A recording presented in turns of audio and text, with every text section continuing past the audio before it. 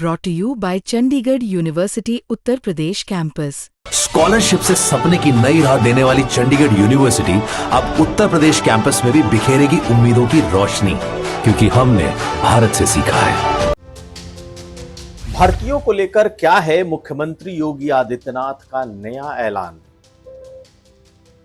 Outsourcing की भर्तियों में अब लागू होगा आरक्षण का रोस्टर, यह तो ऐलान है, लेकिन अखिलेश यादव ने आउटसोर्सिंग की नौकरियों को लेकर क्या कहा है, कौन सा आश्वासन दिया है, यह समझेंगे। इसके साथ साथ मुख्यमंत्री योगी आदित्यनाथ ने प्राइवेट सेक्टर में जॉब को लेकर क्या बात कही है, यह भी बताएंगे। यह जानिए कि कौन है वो छांगर बाबा जिसने उत्तर प्रदेश में धर्मांतरण का रैकेट फैला रखा है। तकरीबन कई दर्जन हिंदू परिवारों को मुसलमानों में कन्वर्ट करने वाले छांगर बाबा कहां है और पुलिस उसे क्यों तलाश रही है। और आखिर में हिंदू पक्ष को कृष्ण जन्मभूमि मामले में आज इलाहाबाद हाई कोर्ट ने झटका दिया है। क्या है ये झटका? ये खबरें आज का यूपी में। नमस्कार, मैं हूं कुमार अभिषेक, आप देख रहे हैं यूपी तक। हम हाजिर अपना न्यूज शो आज का यूपी लेकर। तो आखिर योगी सरकार भर्तियों को लेकर गंभीर दिखाई दी और भर्तियों में खास करके आउटसोर्सिंग की। यूं तो अखिलेश यादव ने यह कह दिया है कि अगर उनकी सरकार बनी तो आउटसोर्सिंग खत्म हो जाएगा। हम आपको उनका बयान भी सुनाएंगे, लेकिन कैबिनेट में बेहद अहम फैसले लिए गए हैं। दरअसल पिछले कुछ सालों से, या कह लें कि तकरीबन 1.5-2 दशकों से यह आउटसोर्सिंग की प्रक्रिया ने जोर पकड़ी है और अब सरकार में आउटसोर्सिंग पर ही नौकरियां मिल रही हैं। ऐसे में योगी सरकार ने आउटसोर्सिंग को लेकर नए नियम कानून तय कर दिए हैं। इन्हें कैबिनेट में मंजूरी मिली है और उसके बाद योगी सरकार की तरफ से जो प्रेस रिलीज आई है उसमें इनके जो माइन्यूट पॉइंट्स हैं कि क्या क्या होने वाला है इस आउटसोर्सिंग में भर्तियों को लेकर, वो बेहद अहम है। तो आपको बता दें कि आउटसोर्सिंग के लिए एक नया यूपी आउटसोर्स सेवा निगम बनाया जा रहा है, यानी कि यह निगम ही भर्तियों के लिए जिम्मेदार होगा। उसी तरीके से सभी नियुक्तियों में आरक्षण का पूरा रोस्टर पालन किया जाएगा, यानी कि schedule caste, schedule tribes, OBC, EWS, महिला, दिव्यांगजन, एक्स आर्मी मैन, निराश्रित और तलाकशुदा महिलाएं, और उसके अलावा परित्यक्त महिलाओं के लिए भी इसमें कोटा होगा, या कह सकते हैं कि उन्हें इसमें थोड़ी वरीयता मिलेगी। तो पूरा का पूरा आरक्षण का रोस्टर और साथ साथ दिव्यांग और जो परित्यक्त महिलाएं हैं, तलाकशुदा महिलाएं हैं, उनको भी आउटसोर्सिंग में जगह मिलेगी, उनके लिए आरक्षण होगा।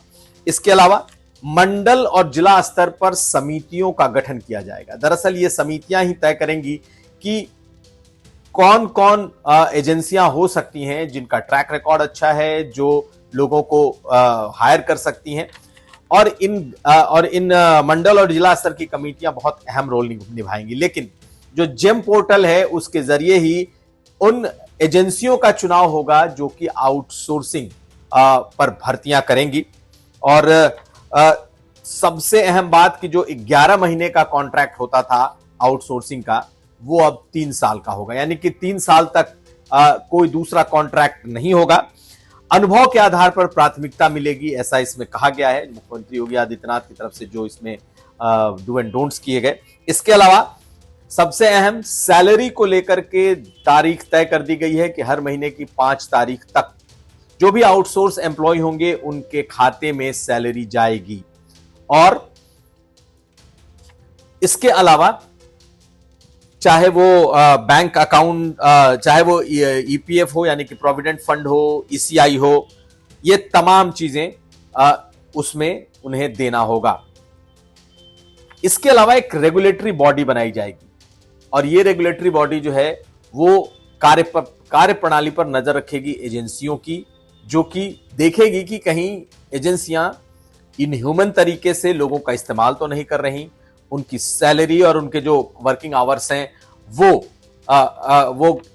जो नियम है उसको पूरा करने में कहीं कोई गलती तो नहीं कर रही, खामियां तो नहीं है।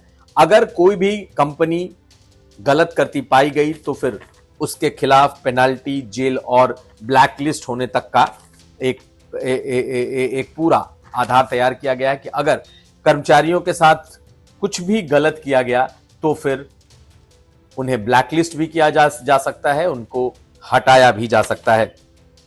चयन के बाद निकालना बहुत मुश्किल होगा, ऐसा माना जा रहा है। जो भी फर्म होगी, जो एजेंसी होगी, वो सीधे तौर पर खुद से किसी भी कर्मचारी को नहीं निकालेगी जब तक कि विभाग के जो बड़े अधिकारी हैं उनकी संस्तुति के बगैर निकाला नहीं जा सकता। यानी कि कोई कंपनी, अगर किसी कंपनी ने हायर कर लिया तो अगर चाहे तो तुरंत निकाल देना, ये अब उसके बूते की बात नहीं होगी, बगैर विभाग के जो वरिष्ठतम अधिकारी हैं उनके संस्तुति के बगैर। तो एक जिसे कह सकते हैं कि आउटसोर्स की कंपनी के कर्मचारियों के लिए एक बड़ा तोहफा योगी सरकार का तो है ही, साथ साथ उनकी सुरक्षा की भी एक गारंटी है।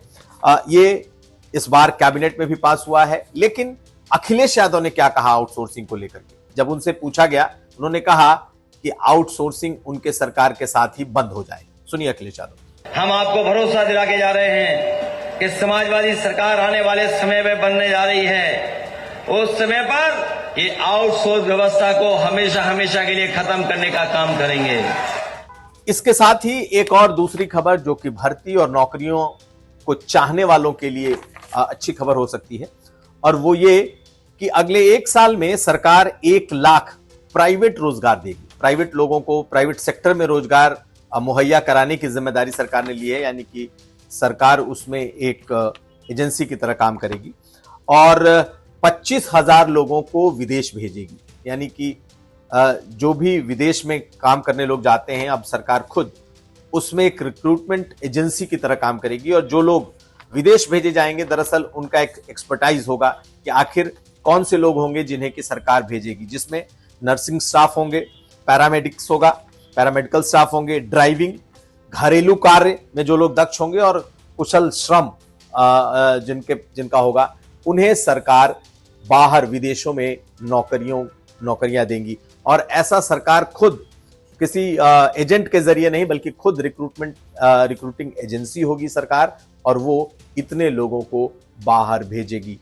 तो ये एक योगी सरकार का एक बड़ा तोहफा भी माना जा सकता है।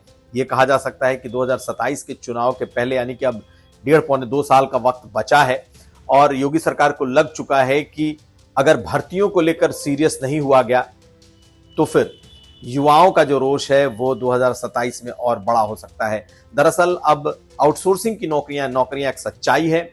लोग आउटसोर्सिंग की नौकरियों के लिए भी लंबी लंबी कतारें और लाइन लगा रहे हैं। ऐसे में सरकार इस आउटसोर्सिंग की जो नौकरियां हैं इन्हें स्ट्रीमलाइन कर रही है ताकि किसी का शोषण ना हो सके और नौकरियां जो मिले वो पारदर्शी तरीके से मिल सकें। तो हमारी नजर इस पर रहेगी कि किस तरीके से आने वाले वक्त में कम से कम आउटसोर्सिंग की जो नौकरियां हैं वो भी सरकार एक स्ट्रीमलाइन करके देती है। अगली खबर, याद करिए कुछ साल पहले तकरीबन 2020-21 के आसपास उत्तर प्रदेश में एक बड़े धर्मांतरण गिरोह के रैकेट का भंडाफोड़ हुआ था। उमर गौतम और उसके कई साथियों को इस मामले में पकड़ा गया था और बकायदा उन्हें सजा भी हुई। अब एक नया गिरोह सामने आया है छांगुर बाबा का। ये बलरामपुर का रहने वाला है और भारत नेपाल सीमा पर ये कथित बाबा धर्मांतरण की फैक्ट्री चलाता था, रैकेट चलाता था। इसके बारे में कहा जा रहा है कि इसने तकरीबन अब तक 4,000 हिंदुओं का कन्वर्जन कराया और उन्हें मुसलमान बना चुका था। ये एटीएस के रडार पर कुछ वक्त से था और एटीएस ने इसके बारे में जो खुलासा किया है वो चौंकाने वाला है। अभी एक दिन पहले तकरीबन 12 परिवारों ने घर वापसी की है और उनके इस घर वापसी के दौरान इस छांगुर बाबा का नाम खुल करके सामने आया है। हालांकि उसके पहले से ये एटीएस के रडार पर आ चुका था, जिसका काम था फंडिंग के जरिए इस्लामीकरण। जी हां, ये जो जांच एजेंसी है एटीएस, उसने अपनी इंटरनल जांच में इस बात को पाया है। फिलहाल छांगुर बाबा कहां है, कहां गुम हो गया है, इसका पता नहीं है।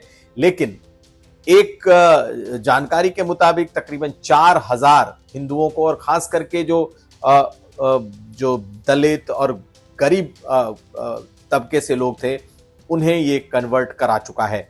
इसका पूरा कार्य क्षेत्र उत्तर प्रदेश और नेपाल के बॉर्डर हैं, जहां पर बहुत ही तादाद में, बहुत बड़ी तादाद में जो अवैध जमीनों पर बने हुए, अवैध तरीके से बने धार्मिक संस्थाएं और धार्मिक स्ट्रक्चर हैं, उसमें ये काफी एक्टिव था।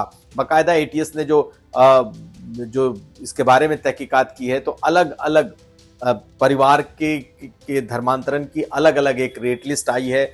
1516 लाख अगर ब्राह्मण या ठाकुर बिरादरी के लोग अगर कन्वर्ट करते हैं, और खासकर लड़कियां, तो उनके लिए 15 से 16 लाख रुपए प्रति कन्वर्जन का रेट रखा था। इसके अलावा 10 से 12 लाख अगर ओबीसी जैसी बिरादरियां हैं, और अगर अति गरीब और दूसरी है तो उन्हें 8 से 10 लाख का रेट इसमें था। और जो बताया जा रहा है उसके मुताबिक यूएई से इस धार्मिक धर्मांतरण की जो फंडिंग थी वो मिडिल ईस्ट और यूएई के देशों से हो रही थी। तो फिलहाल ये मौलाना फरार है, छांगुर बाबा इसका नाम है। इसके कई करीबी, चाहे वो मुंबई से हो, चाहे उत्तर प्रदेश से हो, उन लोगों ने पहले धर्मांतरण किया और उसके बाद से उनके जरिए ये विदेशों से पैसे लेकर ये रैकेट चला रहा था। फिलहाल छांगुर बाबा की तलाश में है उत्तर प्रदेश पुलिस। देखना है कि उसकी गिरफ्तारी कब होती है। अगली खबर, और आपको बता दें कि मथुरा के श्री कृष्ण जन्मभूमि विवाद मामले में इलाहाबाद हाई कोर्ट ने आज उस ईदगाह को विवादित ढांचा मानने से इनकार कर दिया है। हिंदू पक्ष के लिए यह बड़ा झटका है। आपको बताएं कि कुल 18 मामले इस वक्त विचाराधीन हैं इलाहाबाद हाई कोर्ट में श्री कृष्ण जन्मभूमि के मामले को लेकर के, और इस वक्त जो सबसे बड़ी सुनवाई है वहीं चल रही है। उसी में एक मामला इस पूरे ईदगाह को, जो कि श्री कृष्ण जन्मभूमि पर बना हुआ है, जिस कथित तौर पर जिसे कहा जाता है कि श्री कृष्ण की जन्मभूमि को, केशव देव की मंदिर को तोड़ करके जो मस्जिद और ईदगाह बनाई गई है, वो उसे विवादित ढांचा कहने की बात का एक याचिका दायर की गई थी कि इसे ईदगाह या मस्जिद नहीं कहा जाए, बल्कि इसे विवादित ढांचा कहा जाए, जिसे आज इलाहाबाद हाई कोर्ट ने खारिज कर दिया। तो एक तरीके से ये एक झटका लगा है हिंदू पक्ष को इस सुनवाई के मामले में, लेकिन बाकी मामले में फिलहाल ये सुनवाई जारी रहेगी और अदालत का कहना है कि इसे विवादित ढांचा फिलहाल नहीं माना जा सकता। तो ये था आज का यूपी। हम कल फिर हाजिर होंगे। आप हमें दीजिए इजाजत। देखते रहिए यूपी तक। आपको अगर वीडियो अच्छा लगे तो लाइक करें, शेयर करें, कमेंट जरूर करें और यूपी तक को सब्सक्राइब करें। धन्यवाद।